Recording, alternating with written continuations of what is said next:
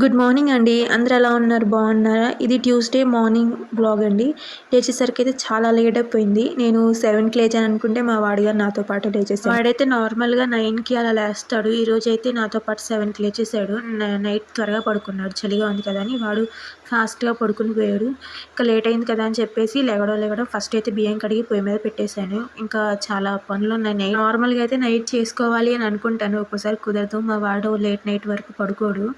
ఒక్కోసారేమో నాకే బద్ధకంగా అనిపిచ్చిద్ది ఎందుకో. ఇక్కడ క్లైమేట్ ఎలా అంటే ఒక్కోసారి బాగా ఎండొస్తుంది, ఒక్కోసారి బాగా చలిగా ఉంటుంది వర్షం పడి.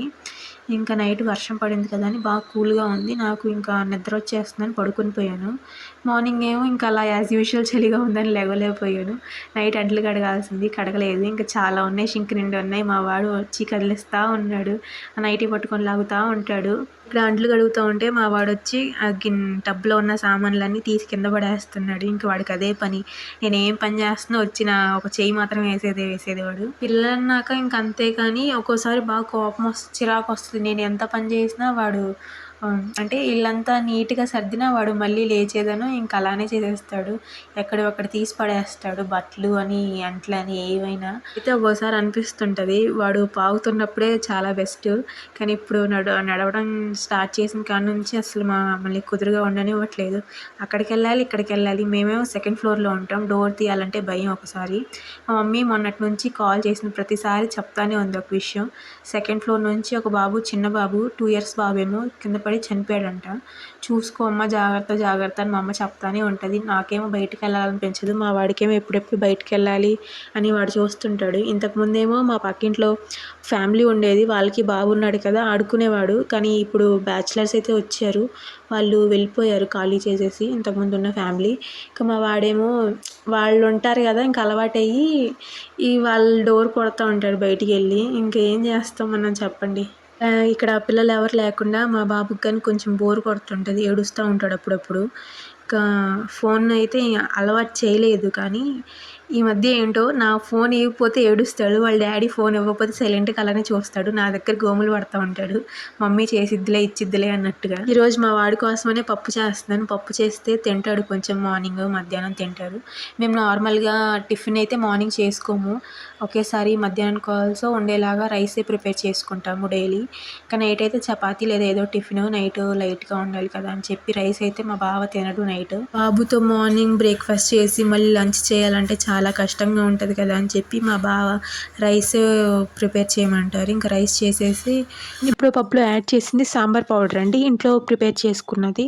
అన్ని పప్పులు వేస్తాం కదా, ఇంకా నార్మల్ పప్పు చేశాను, చింతపండు ఏం వేయకుండా చేశాను. మా వాడికి ఈ మధ్య దగ్గు వస్తుందని చెప్పేసి ఇంకా అందుకని కొంచెం పొడి అయితే వేసాను, టేస్ట్ బాగుంటుంది కదా అని చెప్పేసి. నార్మల్ పప్పులో ఆల్సో యాడ్ చేసుకోవచ్చు.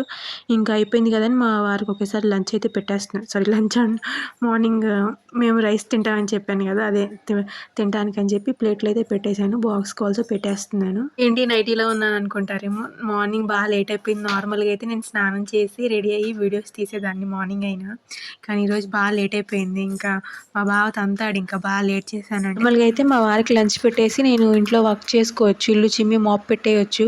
కానీ మా వారు ఉండేదే నైట్ ఒక్క పూటే కదా, మార్నింగ్ 9కి వెళ్తారు, మళ్ళీ 7కి 8కి అలా వస్తారు. ఇంకా ఆ స్ట్రెస్లో ఉంటారు, బాబుతో సరిగా ఆడుకోలేదు కదా, వాళ్ళు కోప్పడుతూ ఉంటారు. వాళ్ళు అలసిపోయి వస్తారు కదా, పిల్లలతో అంతగా ఆడుకోలేరు అనమాట. మా వారు వీకెండ్స్ అప్పుడు ఉన్నా వాళ్ళతో ఒక్కడే సరిపోదు కదా వాళ్ళకి ఆల్సో పిల్లలతో ఆడుకోవడానికి. అందుకే మ్యాక్సిమం మా వారు వెళ్ళిపోయిన తర్వాతే పనులు స్టార్ట్ చేసుకుంటాను. అప్పటి వరకు మా బాబుని చూసుకుంటా ఆయన్ని పంపించేంత వరకు నాకు పని సరిపోయిద్ది.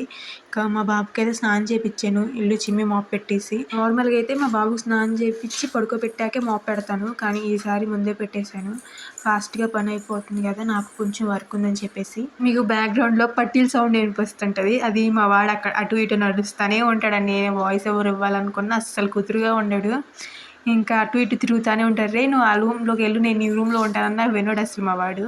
పడుకున్నప్పుడేమో వీడియోస్ తీసుకుంటాను, క్లీనింగ్ వర్క్ ఏమైనా ఉంటే వాడు పడుకున్నప్పుడే చేసుకుంటాను మ్యాక్సిమం. మళ్ళీ లేచాక చేసుకునేవాడు, వచ్చి ఎత్తుకోమంటాడు, కూర్చుంటాడు, ఒళ్ళో పడుకుంటాడు, లెగోడు అన్నట్టు, ఇంకా వదలడు. ఇలా ఉంటుందండి మా మార్నింగ్ రొటీన్ అయితే. హడావిడిగా మా వాడు లేచాడంటే మాతో ఇక నార్మల్గా అయితే వాడు పడుకునేటప్పుడే నేను ఇలా ఆల్మోస్ట్ అంతా చేసేసుకుంటాను. కానీ వాడు లేచాడంటే నాతో పాటు ఇంక ఇలా ఉంటుంది నా మార్నింగ్ రొటీన్. ఇంకా వాడికైతే స్నానం చేపించి ఫుడ్ పెట్టేస్తున్నాను. వీడియో నచ్చితే వచ్చిన లైక్ ఇచ్చి ఛానల్ని సబ్స్క్రైబ్ చేసుకోండి. Follow for more. Thank you.